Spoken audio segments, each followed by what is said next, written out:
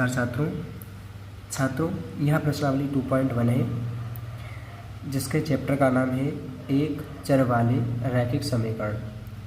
तो छात्रों, इस चैप्टर को स्टार्ट करने से पहले हमें इसके कुछ बेसिक के बारे में जानना बहुत ज़रूरी है, क्योंकि जब इसकी छोटी छोटी चीज़ें हमें नहीं मालूम होंगी तो इस चैप्टर को जब हम एक्सप्लेन करेंगे, जब हम इसे समझाएंगे तो वो थोड़ा आपको डिफ़िकल्ट लगेगा, ठीक है, समझने में वो आपको जल्द समझ नहीं आएगा, ठीक है। तो इसीलिए इसकी पहले छोटी मोटी चीज़ें हम जान लेंगे, उसके बाद में ये चैप्टर हम स्टार्ट करेंगे, ठीक है। तो छात्रों, पहले हम बात कर लेते हैं कि चर हमारा क्या होता है और रैखिक समीकरण हमारे क्या होते हैं, है ना, किसे बोलते हैं रैखिक समीकरण, ठीक है।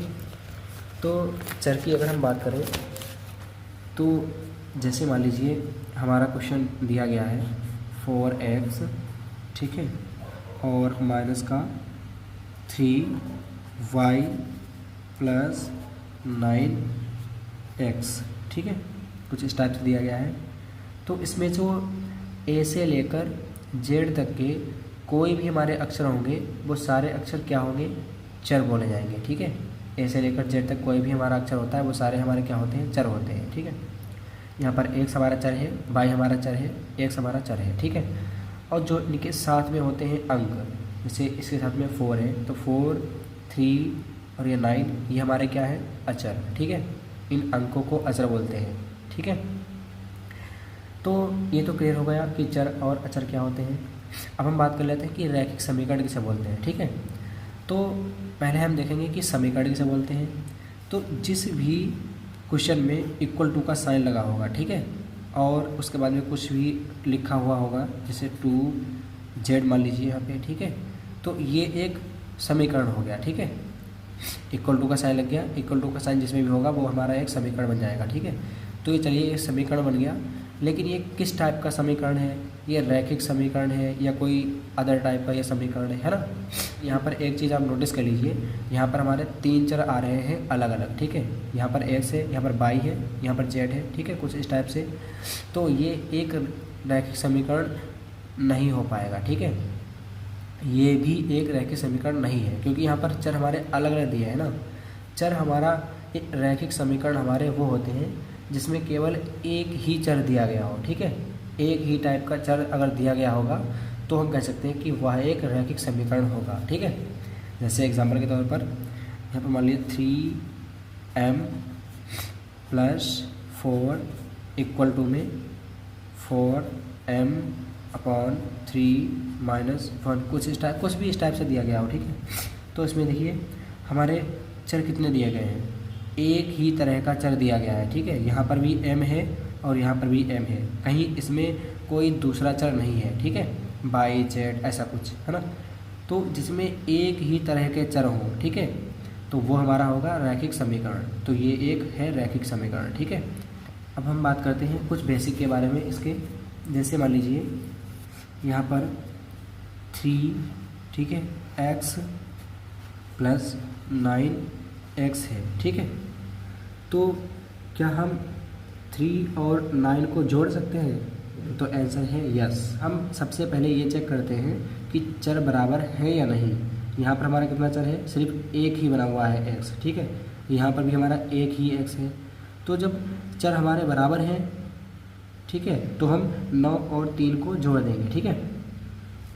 9 और 3 जुड़ भी सकता है और घट भी सकता है, ठीक है। अगर माइनस का यहाँ पे चिन्ह होता तो इन दोनों को हम घटा भी देते हैं, ठीक है, अगर चर बराबर होते तब, ठीक है। तो यहाँ पे चर बराबर हैं, यहाँ पर भी एक x है, यहाँ पर भी एक x है, तो 9 और 3 हम जोड़ देंगे, ठीक है। 9 और 3 हमारा कितना हो जाएगा, 12, ठीक है। और इन दोनों x में से कोई भी एक x हम उतार लेते हैं, ठीक है, क्योंकि जब ये दोनों जुड़ गए तो ये भी दोनों पास में आ जाएंगे, तो इन दोनों में से कोई भी हमें उतार लेंगे, ठीक है। 12x हमारा हो गया, ठीक है। फिर हम बात करेंगे गुणे में क्या होगा। गुणे में ये चीज़ देखी जाती है कि नहीं देखी जाती है, ठीक है। जैसे मान लीजिए यहाँ पर 4y इंटू 3y स्क्वायर है, ठीक है। तो क्या यहाँ पर भी हम यही चीज़ देखेंगे, चर बराबर है कि नहीं है, है ना।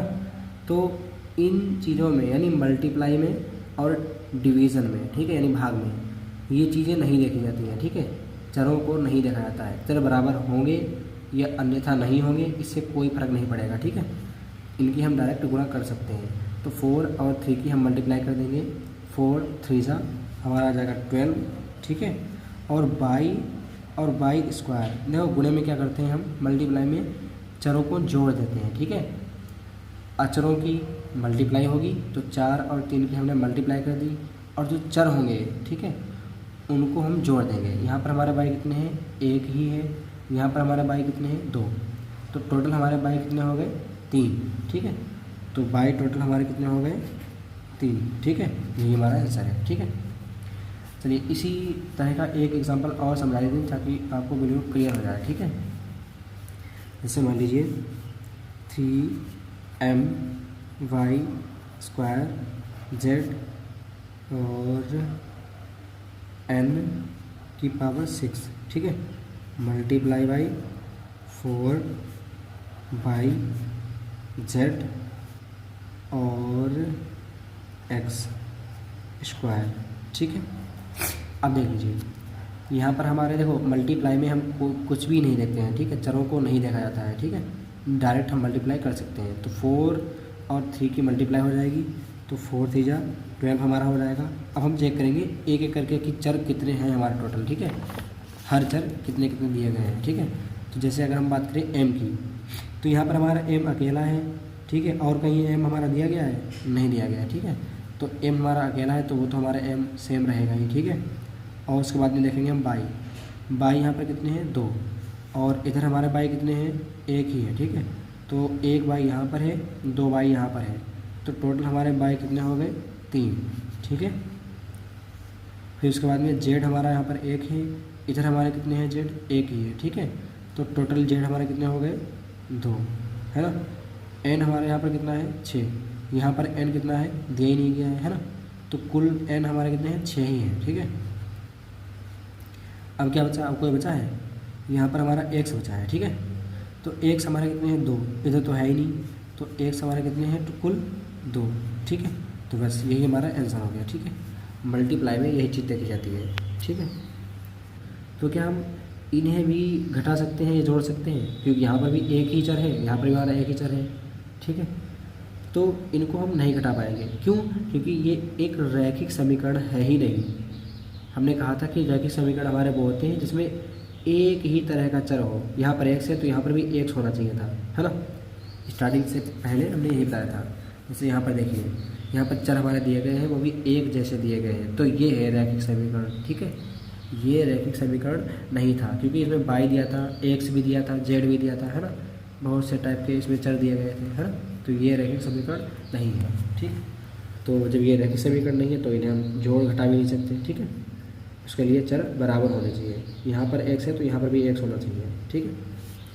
हाँ, कुछ हमारे इस टाइप के हो सकते हैं, जैसे 5y और z² माइनस 3yz², ठीक है, ये दिया गया है। तो देखिए इसे और इसे हम यहाँ पे घटा सकते हैं, ठीक है। हम यहाँ पर 5 और 3 को घटा सकते हैं, क्यों, क्योंकि यहाँ पर चर हमारे दोनों तरफ बराबर बराबर हैं, ठीक है। लेकिन ये रैखिक समीकरण नहीं है, ठीक है। रैखिक समीकरण तब बनता जब यहाँ पर =2 का भी साइन होता, तब ये एक समीकरण बन जाता, और यहाँ पर कुछ ना कुछ हमारा राइट होता, लेकिन साथ में एक ही चर केवल दिया गया होता, ठीक है। लेकिन यहाँ पे अलग अलग प्रकार के चर दिए गए हैं, ठीक है। यहाँ पर y दिया, यहाँ पर z, यहाँ पर x, तो ये रैखिक समीकरण नहीं है, ठीक है। लेकिन फिर भी हम इसे सोल्व कर सकते हैं, ठीक है। इसे हम सोल्व कर सकते हैं, क्यों, क्योंकि यहाँ पर y हमारा 1 है, यहाँ पर भी y 1 है, यहाँ पर z के ऊपर कितने हैं, 2, यहाँ पर भी z के ऊपर कितना है, 2, यानी दोनों तरफ चर बराबर हैं। जब दोनों तरफ हमारे चर बराबर होते हैं तो हम अंकों को घटा सकते हैं और जोड़ भी सकते हैं, ठीक है। तो 5 में से 3 भी हमारा 2 बच जाएगा, और इन दोनों में से किसी एक को हम उतार लेते हैं, ठीक है, y z के ऊपर 2, ठीक है। यही हमारा आंसर है, ठीक है। तो ये छोटी मोटी चीज़ें आप ध्यान रखना।